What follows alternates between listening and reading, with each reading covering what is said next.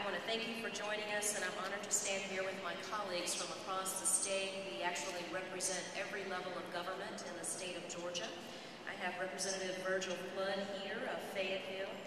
I have Mayor Mike Bodker of Johns Creek, Mayor Bill Floyd of Decatur. We have County Commissioner Lynn Riley from Fulton County. We are also joined in this effort by House Minority Leader Dubose Porter of Dublin, Clayton County Commissioner Chair Eldrin Bell, Mayor Harold Lodgson of Peachtree City, Mayor Evelyn Wynn Dixon of Riverdale. And I think that I've covered everyone, but I might have to come back. We also have Representative Stacey Abrams here, who is part of the House as well, and our campaign manager. We are all elected officials from cities, counties, and the state legislature. We are Democrats and Republicans, all committed to a single purpose: to meet the challenge of providing a clean, affordable, safe environment for our constituents by raising revenue without raising taxes.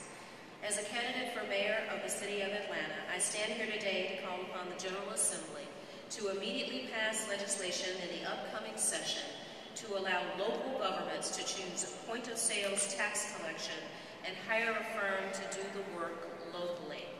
Cities and counties across Georgia have worked hard to close the budget gaps, but every economic forecast says that we are not out of the woods yet. Atlanta and its sister jurisdictions must be allowed to collect taxes that have already been paid, but have yet to be collected. We have all fallen on difficult economic times. We are on the mend, but the recession that has hit America has taken its toll on Georgia. Revenues are down, costs are up, needs are many. Governments and families alike must be fiscally responsible. Know where every dollar goes and stretch that dollar as far as you can. Today, we have a chance to add to those dollars without asking the taxpayer for another new penny. From Dublin to Decatur, from Fayette County to Fulton County, from Riverdale to Rockdale, customers pay sales tax to their retailers. Most retailers report that those taxes to the Georgia Department of Revenue and spend the money to the state. But somewhere between buying your child a laptop or picking up dinner, millions of those pennies get lost. Pennies that, when added together, can pay for new police on the street, better schools for our children, and incentives to attract new jobs. The solution to finding these pennies is simple: point-of-sales tax collection. Right now, the system is too complicated. You go to the store and buy your groceries. You might pay 1 penny for a lost, 1 penny for a slost, and another penny for an e-lost. If you live in Atlanta, add another penny for the most. And in DeKalb, there's the host. It's alphabet soup. The store collects these pennies and then sends them to the Department of Revenue.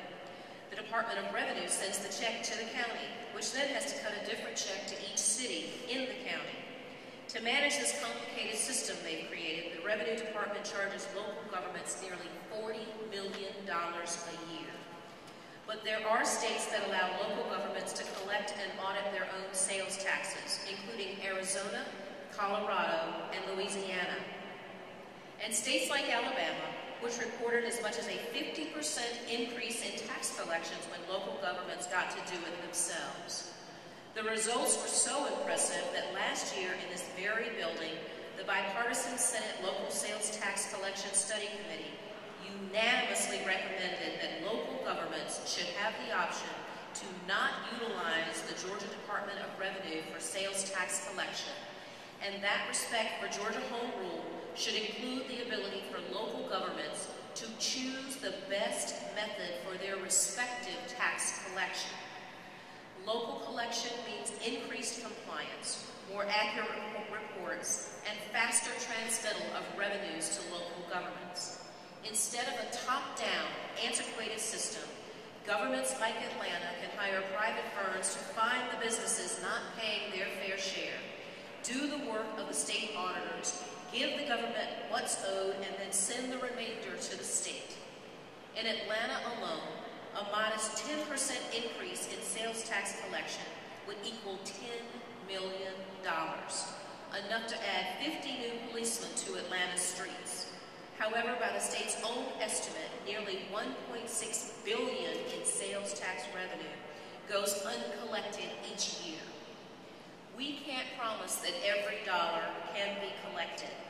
We can't promise that these dollars can all be collected by local collection, but we know every dollar does in fact count. A recent editorial commented that this time of year, the political season, usually means one thing: politicians making promises they cannot keep.